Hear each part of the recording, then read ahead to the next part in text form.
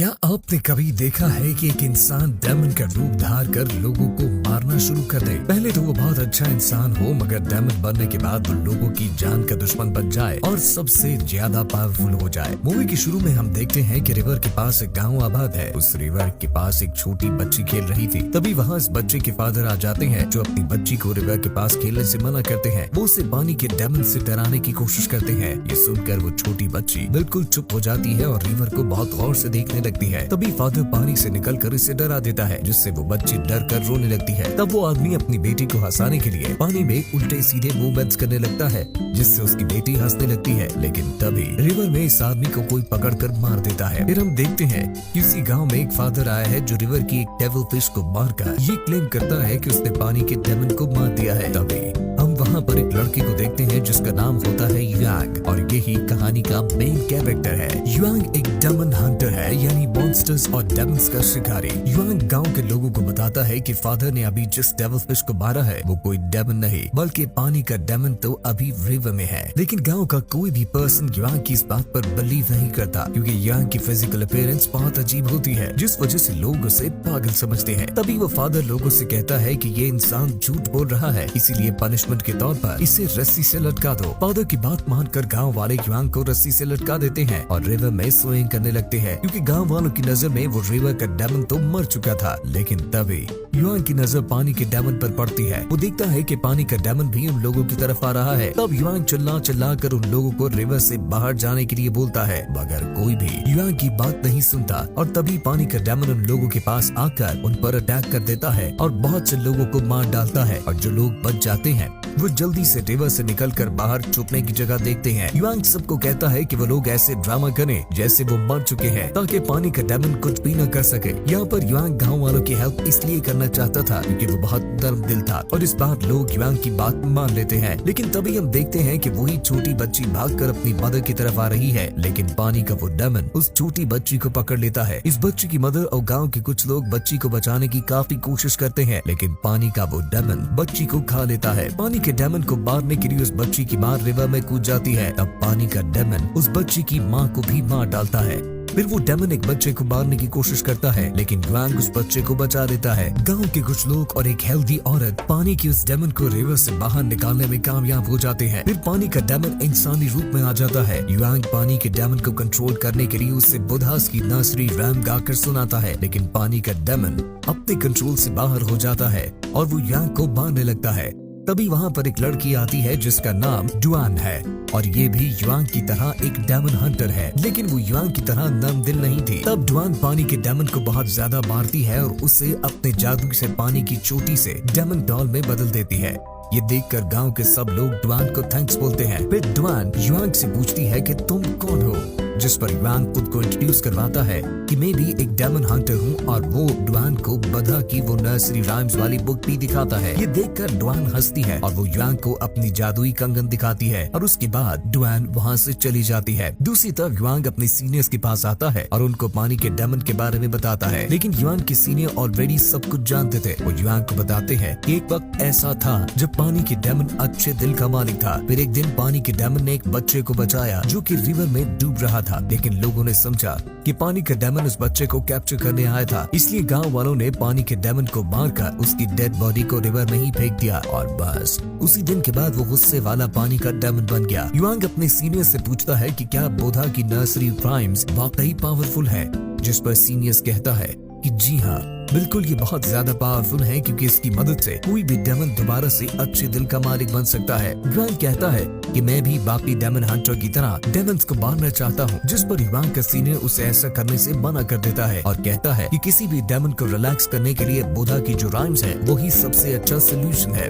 इसके बाद हमें एक कपल दिखाया जाता है जो जंगल में बने एक रेस्टोरेंट में एंटर होते हैं। रेस्टोरेंट का दरवाजा अपने आप से ही बंद हो जाता है। उस रेस्टोरेंट में उन लोगों के अलावा और कोई भी नहीं था। तभी एक वेटर आता है और उन लोगों को अपने रेस्टोरेंट के रोस्टेड पिग्स दिखाता है। फिर ये लोग वहाँ बैठकर खाना खाने लगते हैं और इन्हें खाना काफी टेस्टी लगता है। ये दोनों खाना बनाने वाले की तारीफ करते हैं। फिर रेस्टोरेंट का ओनर जिसने ये खाना बनाया होता है वो उन लोगों के पास आता है। वो लड़की रेस्टोरेंट के ओनर से पूछती है कि आप इतना टेस्टी खाना कैसे बना लेते हैं। तभी रेस्टोरेंट का वो ओनर उन लोगों को अपना असली रूप दिखाता है जो कि काफी डरावना था। ये देखकर वो फौरन समझ जाते हैं कि ये आदमी एक डेमन है। ये लोग वहाँ से भागने लगते हैं और सडनली इनकी नजर उन रोस्टेड पिग्स पर पड़ती है और ये देखते हैं कि रोस्टेड पिग्स के अंदर रोस्टेड इंसान भी है। ये खौफनाक मंजर देखकर उन लोगों के होश उड़ जाते हैं। तभी वो डेमन यानी रेस्टोरेंट का ओनर उन दोनों को मार देता है। इसी रेस्टोरेंट में युआंग भी आता है तो एक लड़की युआंग के पास आकर उसका वेलकम करती है। वो लड़की युआंग को कहती है कि आपको हमारे रेस्टोरेंट की सबसे खास पिग्स यानी रोस्टेड पिग्स काफी पसंद आने वाली हैं। अब क्योंकि युआंग एक डेमन हंटर था इसलिए वो वहाँ पर सब कुछ होता देख रहा था। उसे कस्टमर की जगह मरे हुए लोगों की डेड बॉडीज नजर आ रही थी और रोस्टेड पिग्स में वो रोस्टेड इंसान भी देख रहा था। तब युआंग उस लड़की को कहता है कि तुम्हारी गेम ओवर हो चुकी है, मैं जानता हूँ कि तुम एक डेमन हो। ये सुनकर वो लड़की युआंग को मारने की कोशिश करती है लेकिन तभी वहाँ पर डुआन आ जाती है और वो अपनी जादुई कंगन की मदद से एक एक करके सारे डेमन्स को मार डालती है। फिर रेस्टोरेंट का ओनर आ जाता है और डुआन उसे भी काफी मारती है क्योंकि रेस्टोरेंट का जो ओनर था वो असल में एक पिग डेमन था। डुआन पिग डेमन के दोनों हाथों को पकड़कर युआंग को कहती है पिग डेमन को सक कर लो। युआंग ऐसा ही करता है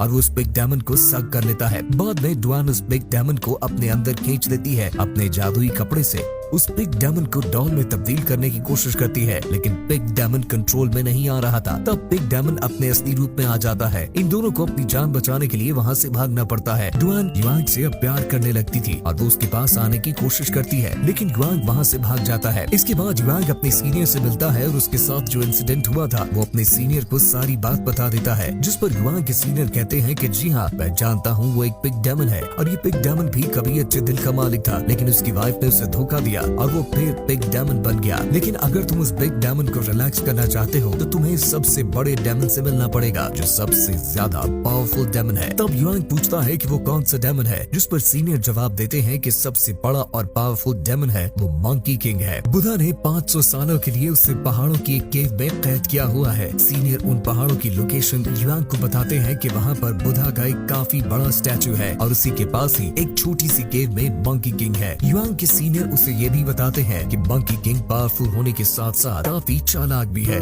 इसीलिए तुम्हें संभल कर चलना और उसकी किसी भी चाल में न आना होगा। इसके बाद युआंग अपने सफर के लिए निकल पड़ता है लेकिन एक ट्रैप में उसका पांव फंस जाता है। फिर कुछ लोग वहाँ पर आ जाते हैं और एक के गले में डुआन का वो जादुई कंगन भी था। वो लोग युआंग को बताते हैं कि हम डेमन हंटर हैं। उन्होंने युआंग के अलावा डुआन को भी कैद किया हुआ था। तब डुआन उन लोगों को बताती है कि युआंग मेरा हस्बैंड है और हम कोई डेमन हंटर नहीं है, हमें यहाँ से जाने दिया जाए। इस बात को वेरीफाई करने के लिए डुआन सच बोल रही है या नहीं, वो दोनों हस्बैंड वाइफ है। वो युआंग को कहते हैं कि तुम भी बताओ कि तुम दोनों हस्बैंड वाइफ हो। डुआन युआंग को कहती है कि जल्दी से इन्हें बता दो ना कि हम दोनों हस्बैंड वाइफ हैं और साबित करो, क्योंकि अगर हमने साबित न किया तो ये लोग हमें मार डालेंगे। तब उन सब के सामने डुआन युआंग के साथ जबरदस्ती करने की कोशिश करती है और यहीं पर डुआन का पोल खुल जाता है। असल में वहाँ पर जितने भी लोग थे वो सब डुआन के ही साथी थे और डुआन ये सारा ड्रामा युआंग को अपने करीब लाने के लिए किया था क्योंकि वो युआंग से प्यार जो करती थी। लेकिन जब युआंग को पता चलता है कि डुआन ने उसके साथ ड्रामा किया है तो वो उन लोगों पर गुस्सा करता है और वहाँ से जाने लगता है। लेकिन डुआन ने अपने साथियों को कहकर युआंग को कैद करवा दिया था। फिर डुआन अपने एक साथी को कहती है कि मैं ऐसा क्या करूं कि युआंग भी मुझसे प्यार करने लगे। तब डुआन के साथी उसे कहते हैं कि मेरी बात सुनो, जैसे जैसा मैं करूंगी तुम भी वैसे ही करना है। फिर डुआन युआंग के पास जाती है और डुआन के साथ वो अपने हाथों को चलाने लगती है। तब डुआन भी बिल्कुल वैसे ही करती है जैसे उसकी साथी कर रही थी। डुआन सोचती है कि वो ऐसा करेगी तो युआंग उससे प्यार करने लगेगा, लेकिन ऐसा कुछ नहीं होता। डुआन को पता ही नहीं चल पाता कि वो युआंग को मार रही है। तभी वहाँ पर किसी की आहट महसूस होती है। ये देखते हैं कि वहाँ पर कोई नहीं बल्कि पिग डेमन है। डुआन अपने साथियों को जल्दी से कैरेज भगाने के लिए कहती है। तब ये लोग भागने लगते हैं और वो पिग डेमन भी बिल्कुल उनके कैरेज के करीब आ चुका था। युआंग की जान बचाने के लिए डुआन उसे कैरेज से बाहर निकाल देती है। तब पिग डेमन उनके कैरेज पर अटैक करके उसे तोड़ देता है पूरी तरह। तभी यांग डुआन के पास आता है। वो देखता है कि वो बेहोश पड़ी हुई है, इसीलिए वो उसे पकड़ लेता है। डुआन अचानक से हंसने लगती है और हुआंग को कहती है कि अब तो तुम मान गए हो ना कि तुम मुझसे प्यार करते हो। ये सुनकर हुआंग डुआन को कहता है कि नहीं, मैं तुमसे प्यार नहीं करता। तभी वहाँ पर 3 और डेमन हंटर आ जाते हैं। इनमें से एक डेमन हंटर पिग डेमन को मारकर वहाँ से भगा देता है। फिर ये तीनों डेमन हंटर आपस में बहस करने लगते हैं। एक कहता है कि मैं ज्यादा पावरफुल हूँ तो दूसरा कहता है कि मैं ज्यादा पावरफुल हूँ। युआंग उन लोगों को समझा दिखाने की कोशिश करता है कि आप लोग डेमन हंटर्स हैं। आपको बहस नहीं करनी चाहिए बल्कि एक होकर डेमन से लड़ना चाहिए। लेकिन तब एक डेमन हंटर ह्वांग को चिढ़ाने के लिए उसे गरीब कहता है और यहाँ पर आकर ड्वांग ह्वांग का साथ देती है। ह्वांग गुस्से से ड्वान को कहता है कि तुम मुझसे डिस्ट्रैक्ट कर रही हो, मेरी जान छोड़ो।